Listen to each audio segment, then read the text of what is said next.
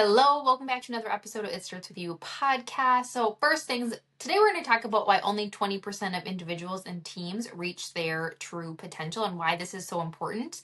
But first, a little sidebar that this was a lesson in resilience and that technology, if you're like me, it can be so frustrating. Like, it's such an amazing tool, but it can be so frustrating. I have tried recording this episode like 10 different times. And one of the things that frustrates me the most is when I feel like I'm wasting time. Like, we got stuff to do, right? We always have a million things to do. And so I sat down to record this a couple days ago and started recording. It felt so good. I probably got like halfway through the episode. I was like, oh, I'm really in the groove here. Only to find out that Riverside, where I record these episodes, stopped working about 2 minutes in. So I was like, all right, reset. It's fine. Hit record again. Record about 10 minutes of it and it stops again. I tried multiple times and I was like, nope. So I was like, today's the day. We're getting in the right energy. I know what we're talking about. And it still wasn't working. So here we are. We're recording on my phone, which I don't normally do. Hopefully the audio sounds okay for you. And you know what? Forgot to put my dog in his cage. So he probably is barking. And this is just how we're going to do it. This is just, sometimes you just got to do the thing instead of making it perfect. So thank you for listening, and I just wanted to share that so you can see that these are things that go in when you are creating content. But today we're talking about this 20% stat. And I remember the first time I heard this, I was shocked, right? So only 20% of individuals and teams reach their true potential. That means that 80% of people are not, right? So I want to dive in a little bit about where that comes from, what that means for you. And why this is top of mind is because when I'm recording this episode, we just started Q3 for this year. And so this is a great time to go back and revisit your goals and revisit things from, Q1 and Q2. If you think of things in terms of quarters, revisit things from the first half of the year and really think about how did things go? Did things go the way I wanted them to? What am I want to do for the second half of the year, right? So my team and I in the next couple weeks are going to be revisiting Q1 and Q2 to see what went well, what changes do we want to make. And if you've been listening for a while, you've probably heard my episode at the start of the new year, so probably back in January, where I talk about how I set myself up for the year. And if you haven't, go check it out or go revisit it. And so I set up my goals for the year, and then I encourage you to revisit those at least every quarter. And one of the questions that I get sometimes from people is like, what tools do I like to use? Well, the planner that I love is called the Day Designer. I'm holding it up for those of you who are watching. Otherwise, for those of you who are just listening, it's called the Day Designer. You can get it from a different places. I get it from Target. It's a little thick, but what I love is I love to write everything down, first of all. But it gives you the opportunity to really set things up at the start of the year. So the very first thing is you start with the big picture, which is something that I definitely help my clients with any type of goals. Like, we have to know where we want to go and create the vision. And so it has you really create the vision of, what do you want the next year to look like, goals, but also how do you want to feel, and what are some of those things. So go back and for me, I always put like, how do I want to feel, what goals do I want to achieve, what are my priorities in life and business. So this is a great time to go back and revisit that vision. And if you haven't, this is a good time to actually do it for the second half of the year. Personal things, professional things, specific goals you want to achieve, but also what do you want to feel, what do you want to let go of, all of those things. So great time to revisit that. The second thing it has you do in here is actually step 2 is set your goals. And it breaks it down into personal goals, family, friends, and relationship goals, heart and spirit goals, financial goals, and work, career, or study goals. And then it actually has when you want to accomplish it by. So again, this is a great time about halfway through the year for you to go back and revisit those goals and decide if, and just assess, where are you at with those. And the other thing that I want to do, not that you need my permission, but if you have a hard time giving yourself permission, I'm giving you permission to let go of what no longer feels aligned for you. Right? Release the guilt and the shame. Sometimes as high achievers, we set these goals, these huge, big, audacious goals, and then we realize that they might actually not be aligned to where we want to go anymore. Like, a lot can happen in half of a year. And so sometimes, though, people hold so tightly to those goals. They're like, well, I said it, I have to achieve it. Here's the thing, is if that goal is no longer aligned to who you are, where you want to go, where you want to be, if things have pivoted, take a deep breath and let it go and release that and put your energy into the things that matter. So again, this is a great time to go back and revisit and go, wow, you know what?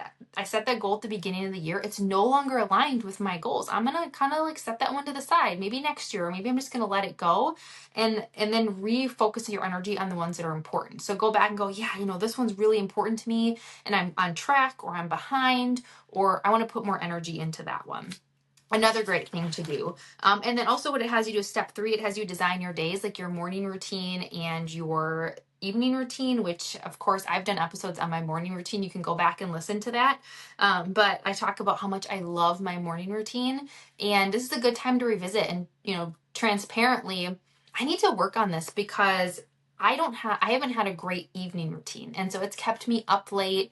I haven't been doing all the things. And so that spills over into my morning routine. I find myself getting up later and more fatigued and feeling more pressure and anxiety in the morning versus really being able to be in the flow and do my journaling and do my reading and do my workout. Instead, my brain is just spinning. So that's a recommitment that I'm making.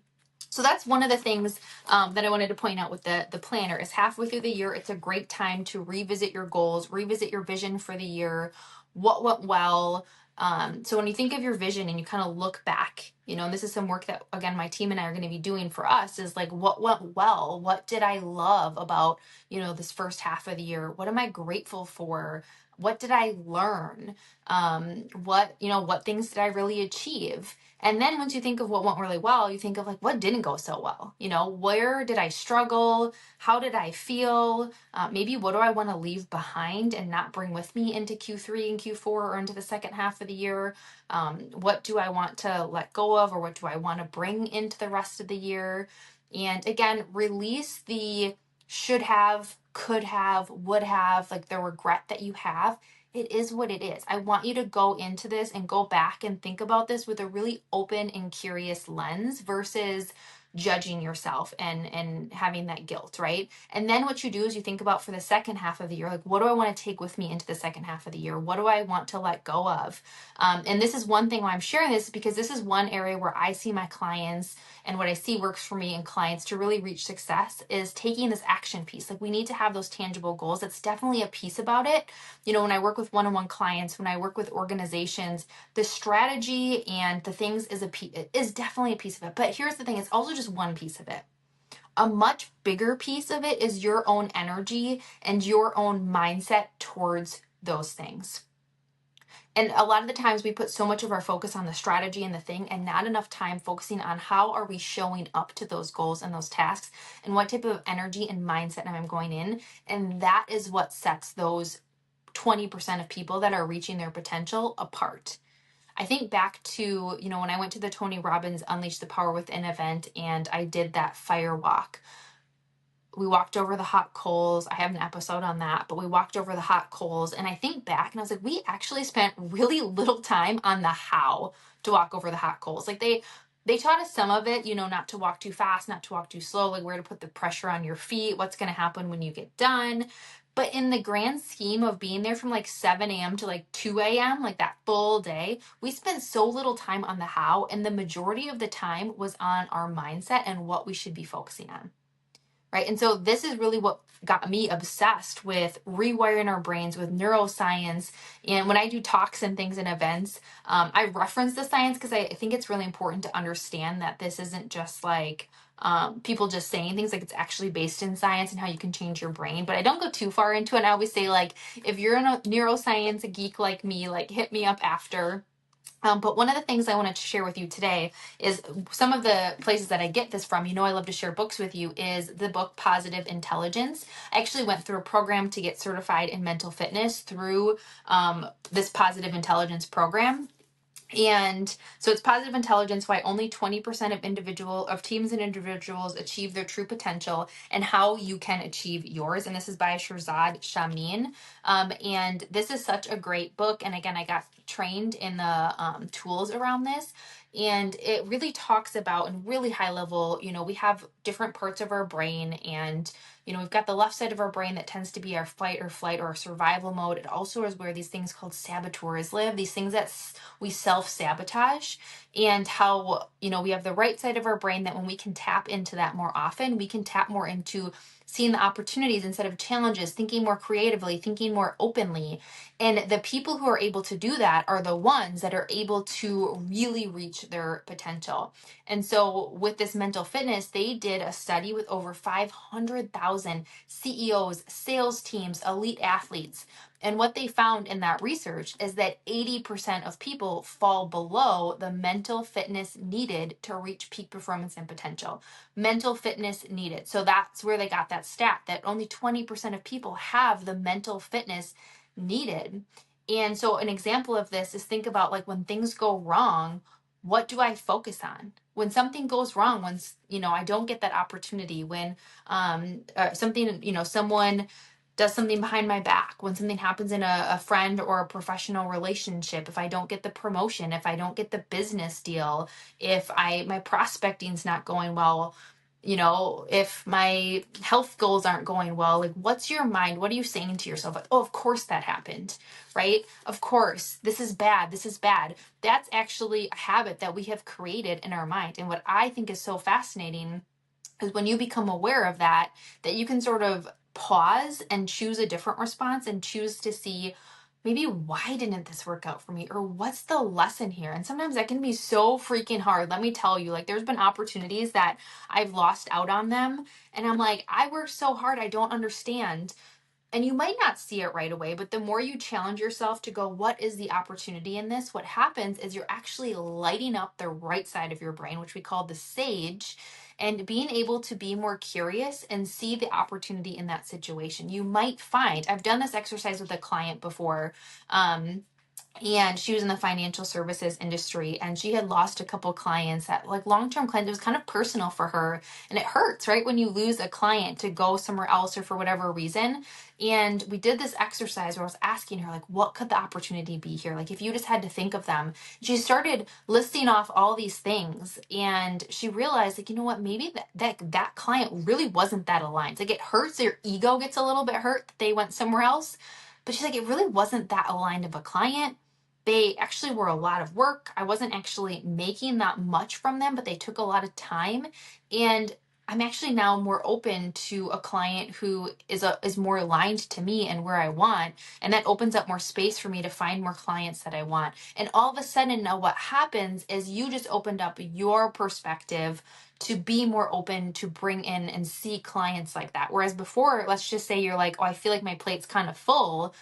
You weren't even seeing new clients or new prospects or potential. This is opening that up to go, wow, and really be able to see those things. So that's one of the things that I think is really fascinating. And when we use this type of thing, we use it in so many settings. I've used this with executive clients, with teams, with business owners from a sales perspective, because it's really going over not only the strategy, which is a big part of it, like the language use. Obviously, I help a lot of people with communication and speaking from, again, from organizations to individuals, and how they can, what I think is like words really matter, and the words that you use, but also your mindset and your own energy. That's why I use energy leadership, I use mental fitness, and we combine that with the strategy. And that is the thing that sets people apart. If you look at some of the top people that you admire in your industries, it's not just that they have the skills, it's that they have the grit, they have the resilience, they have the mental fitness, they have, the mindset dialed in to success. And I want you to think about, how much time are you spending thinking about all the things that are negative and all the things that are going wrong, and how much are you focusing on all the things that you don't have, versus shifting that and thinking about and seeing abundance and seeing opportunities, because that really matters. The way that you're showing up that way really matters. So those were a couple of the things that I really wanted to share with you, and also start to think about, what can you do to incorporate more of these sort of, like I always say, it's like putting in the reps, more of this mental fitness into your everyday life. And how we do that is essentially we're trying to stop our brain from thinking of, all the like logic. We're trying to kind of shut off that brain where it's the inner critic, like all of that, like telling you like who do you think you are? And we're trying to get back into our body. So it's like taking deep breaths, incorporating some type of movement, getting up and kind of like shaking out, taking a walk. Because what you do is you actually quiet down that brain, that I was like that left like gremlin, that inner critic who's going, who do you think you are? And of course this happened to you. And you're getting more into your body and taking those deep breaths and doing a reset, and you're actually activating the right side of your brain. I think what's really interesting in the research they showed, when people do these sort of mental fitness reps, which is bringing your attention to your senses, they could actually see the right side of their brain lighting up. And the more you do that, the more you actually create new neural connections in your brain. So it makes it easier over time. This is why I say it's not just like sometimes like that toxic positivity. You're like, oh, just think positive, just think positive. It doesn't happen like that, but you can build the muscle of it. An analogy that I always use in my talks is if you want to, start to run marathons, like you start with a mile and 2 miles and then 13 miles. And I always have to ask, like, is it 26.2 or something crazy? If you run marathons, that's amazing. And you have to build your way up. It's the same thing. So if you want to be that person who is reaching their full potential, who's in that 20% of people, and hopefully we can make that number even higher with the work that we do, helping people with their potential. But you've got to put the reps in. You have to put the reps in, and not just on the strategy and the language and the new plan. You have to put the reps into yourself and your mindset and what you're telling yourself about yourself. So that's my challenge for you, is to really think about not only halfway through the year, what have I achieved? What goals have I achieved? My first challenge there is to go in with that open and curious lens about it, and release the judgment and shame. You can't change it now. All you can do is change how you think about it and how you move forward. So go back, let go of the things that no longer serve you. Look into the, Q3 and Q4 and the second half of the year with excitement. But I also want you to think about, how do you want to be showing up? What type of energy and mindset do you want to go into? What types of things do you need to put in place so that when things don't go your way, you don't totally crumble, but you can bounce back? And how are you bringing your own energy and your mindset to those goals instead of using them like checklist items, and making that part of the journey? Like, how are you showing up? How are you showing up for yourself in achieving those goals? Hopefully this was helpful for you. I would love to hear your thoughts. We can also link the copy of this book if this is something you want to check out. And of course, invitation to you, if this is something that you want to work on, this is something that we incorporate with our clients. So if you are looking to really take if you're, an executive or a leader within an organization, if you're looking to take your, leadership to the next level, either looking for promotions or looking for a way to have more communication and presence within your organization, send me a message and we can talk about some coaching opportunities. If you are an entrepreneur or business owner really looking to reach your peak performance and potential in your business, send me a message. I would love to talk to you about how we can support you in your growth using some of these strategies based in science. As always, thank you so much for listening. I would absolutely love if you share out this episode, tag me, let me know what stood out for you. And of course, if you are open and willing, we would absolutely love if you would just take one quick minute, whether you're on Apple Podcasts or Spotify, scroll down, give us a rating and a real quick review. It really helps us to get this message out there.